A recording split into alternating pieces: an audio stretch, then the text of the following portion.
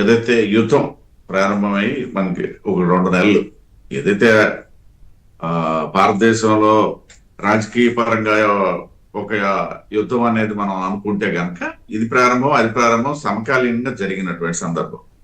ఈ నేపథ్యంలో మనం డే బై డే ఒక 15 రోజుల కింద తీసుకోండి, ఏదైతే West Bengal first phase polls time అప్పుడు తీసుకున్నట్టయితే హార్మోజ్ జలసంధితాలకి సంబంధం అప్పుడు ఉన్నటువంటి పరిస్థితులు, ఈవెన్ భారతదేశం జెండా పెట్టుకున్నట్టయితే వదిలేస్తాము అని చెప్పేసి ఆ రోజు ఉన్నటువంటి ఇరాన్ చెప్పినటువంటి పరిస్థితి. మరి ఇవాళ పరిస్థితి ఉందా అంటే డే బై డే డెవలప్మెంట్స్ వస్తున్నాయి. ఇవాళ నిన్న నేను చూశాను, వందలాది నౌకలు ఇవాళ హార్మోజ్ జలసంధిలో ఉండిపోయి వేలాది మంది సిబ్బంది అక్కడ ఇవాళ అయోరామా అన్నటువంటి పరిస్థితిలో ఉన్నారు. రోజుకు రోజు వస్తున్నటువంటి డెవలప్మెంట్స్ ఆధారం కూడా ఒకటి తీసుకోవాల్సిన పరిస్థితి ఉంటారు. రేపుది నేను ఇప్పుడు మీకు మాట్లాడద్దు అని చెప్పి నేనేం శాసించలా.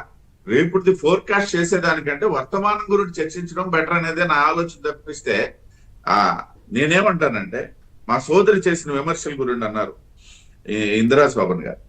ఒకటి, వారి టైంలో బాగా తక్కువగా ఉన్నాయి ఇవన్నీ చెప్పారు, నేను కూడా అవి మాట్లాడాను. ఎస్, కానీ అదే రోజు మేము నరేంద్ర మోడీ గారు 2014లో అధికారంలోకి వచ్చేటప్పటికి ఆయిల్ కంపెనీలు ఏదైతే హెచ్పిసిఎల్, ఇండియన్ ఆయిల్ కార్పొరేషన్ ఇటువంటి వాటికి సంబంధించి ఉన్నటువంటి అప్పులు లక్షలాది కోట్ల రూపాయలు ఈ విధంగానే క్లియర్ చేసి ఇవాళ వాటికి సస్టైనబిలిటీ తెచ్చినటువంటి పరిస్థితిని కూడా నేను గుర్తు చేస్తాను. ఎస్, తగ్గించలేదు, తగ్గినప్పుడు తగ్గించలేదు, కానీ వాటి తాలూకు అప్పులను క్లియర్ చేసి వాటిని బలోపేతం చేసి ఇవాళ సప్లై డిమాండ్ తగినట్టుగా సప్లై విషయంలో వెళ్ళడానికి ఒక అవకాశం దొరికాడు. ఆ రోజు ఉన్న వినియోగం వేరు, ఇవాళ ఉన్నటువంటి వినియోగం వేరు. ఆ రోజు ఉన్నటువంటి జనాభా వేరు, ఇవాళ ఉన్నటువంటి జనాభా వేరు. రెండో విషయం, విజయ్ మాల్యా వాటి గురించి కూడా ప్రస్తావించారు. అది ఎంత ఎలా ఉందనేసి అంటే అది సెల్ఫ్ గోల్ అనే చెప్తా. ఆ రోజు నుండి ఈ రోజు వరకు కూడా విజయ్ మాల్యాకు అప్పులు ఇచ్చింది భారతీయ జనతా పార్టీ నరేంద్ర మోడీ గారు కాదు, లేకపోతే ఆయన ఎగ్గొట్టిపోయింది కూడా నరేంద్ర మోడీ గారి సమయంలోనే కాదు. బోల్డెన్ ఉన్నాయి అవన్నీ చెప్పుకోవడానికి. మేము కూడా దాన్ని రైట్ ఆఫ్ చేసింది ఎప్పుడు అని కదా ప్రశ్న. నేను అదే చెప్తున్నానండి, right of in that sense అదేదో వ్యవసాయ రుణాలు రద్దు చేసినట్టుగా ఏమీ రద్దు చేసింది కాదు కదా.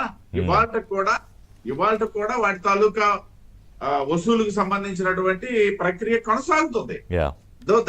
డిఫరెంట్. రెండో విషయం, ఇకపోతే విదేశీ మారక ద్రవ్య నిల్వల గురించి కూడా ప్రస్తావన నేను చేస్తున్నా. ఇవాళ 700 రూపాయి రేటు తగ్గుతుంది. ఇవాళ మా నరేంద్ర మోడీ గారు వచ్చిన తర్వాత తగ్గిపోలేదు. నరేంద్ర మోడీ గారు వాళ్ళు ఏమి వాళ్ళ అమ్మగారికి ఏమి దారదత్తం చేసింది ఏమీ లేదు ఎక్కడ. లేకపోయినట్టయితే ఏదో మా తిరుపతి రావుని ఏమన్నా ఆ రోజు పెట్రోల్ రేట్ పెరిగినా పర్వాలేదు అనే పరిస్థితి, ఇవాళ రేపు పెరిగితే ఏంట్రా బాబు అనే పరిస్థితిలో ఉన్నాం మేము కార్యకర్తలం కూడా.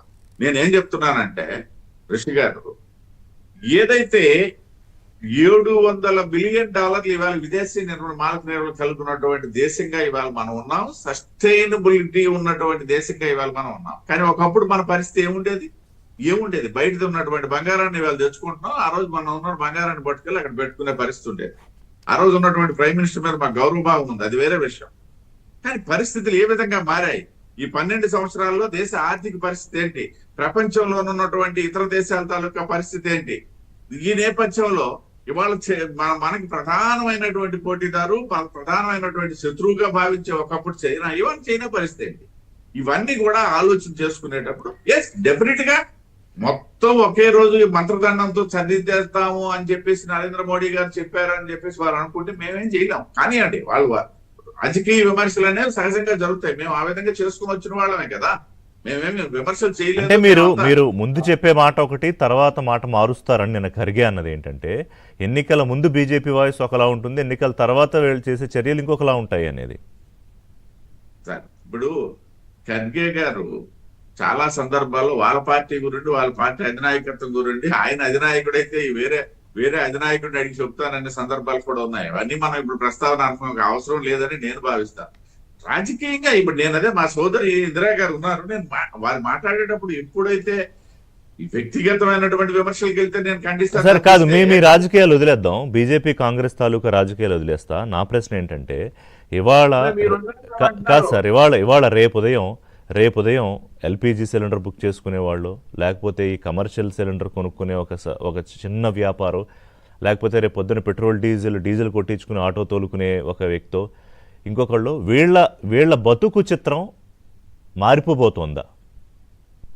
అది ఇట్స్ మై కన్సర్న్. కాదు బ్రతుకు చిత్రం మారిపోవడానికి అవకాశం ఉన్నటువంటి రోజులైతే ఇప్పుడు లేదు. ఓకే, కొంత ఇబ్బందులతో కొంచెం ముందుకెళ్ళి ఇప్పుడు ఇవాళ 1000 రూపాయల వరకు పెరిగింది, సరే 7 రూపాయలు పక్కన పెట్టండి, దీని ఇబ్బంది లేదు అని చెప్పడానికి నేనేమి ముందుకు రాను. ఖచ్చితంగా ఉంటుంది దాని ఇబ్బంది. కాకపోతే పానిక్ సిచ్యుయేషన్ లో దాని ఉదాహరణకండి, నేను మొన్న రాజమండ్రి నుండి విశాఖపట్నం శ్రీకాకుళం జర్నీ కార్ లో వస్తున్నప్పుడు నా కారు డీజిల్ లేదా వాళ్ళ 2-3 బంకుల దగ్గర, ఆఖరికి ఒక బంక్ దగ్గర ఏమో క్యాన్లు కొడుతుంటే నేనేమో జేసీ గారికి కంప్లైంట్ చేసి క్యాన్లు కొట్టేస్తున్నారు, ముందు వెహికల్స్ పనిచేయండి అని చెప్పాల్సిన పరిస్థితి వచ్చింది. నేను అక్కడ నేను కాదు, నేనే ఫేస్ చేశాను. సమస్యలు లేవు, లేకపోతే ఈ సమస్యలకి నరేంద్ర మోడీ గారే కారణము అని. సో భారత ప్రజలు, the people of the country should prepare, మానసికంగా సిద్ధమై ఉండాల్సిందే అని చెప్దామా? నో నేను అది చెప్పట్లేదు, అది అందువల్ల అంటున్నా. రేపు జరగబోయే దాని గురించి ప్యానిక్ అయిపోవడం మళ్ళీ అయిపోతుంది, అక్కడ ప్యానిక్ అనేది వచ్చేస్తుంది. కాకపోతే అటువంటి పరిస్థితి రాకుండా ప్రభుత్వం అయితే ఖచ్చితంగా చర్య తీసుకుంటుంది. ఇవాళ ఇది బాగుంది. ఇప్పటిదాకా మీరు చెప్పిన దాంట్లో ఇటువంటి పరిస్థితి రాకుండా ప్రభుత్వం చర్యలు తీసుకుంటుంది అంటే బహుశా పెట్రోల్ డీజిల్ రేట్ల మీద పెంపు ఉండకపోవచ్చా, గృహ వినియోగదారుల మీద సిలిండర్ మీద పెంపు ఉండకపోవచ్చా? పెంపు ఉండకపోవచ్చా అనే దగ్గర పక్కన పెడితే, ఇవాళ కమర్షియల్ గ్యాస్ మీద ఎక్కువ పెంచడానికి కారణం ఏంటంటే డొమెస్టిక్ గ్యాస్ మీద దాని ప్రభావం లేకుండా ఉండడానికే కదా. కమర్షియల్ గ్యాస్ ఆల్మోస్ట్ 1/3 పెరిగింది, నేనేం కాదనట్లా, డైరెక్ట్ గా పెంచిందే కదా. అది ఇండైరెక్ట్ గా ఎవరికి తెలియకుండా గ్యాస్ కంపెనీ దగ్గరికి వెళ్తే వాడు వసూలు చేసే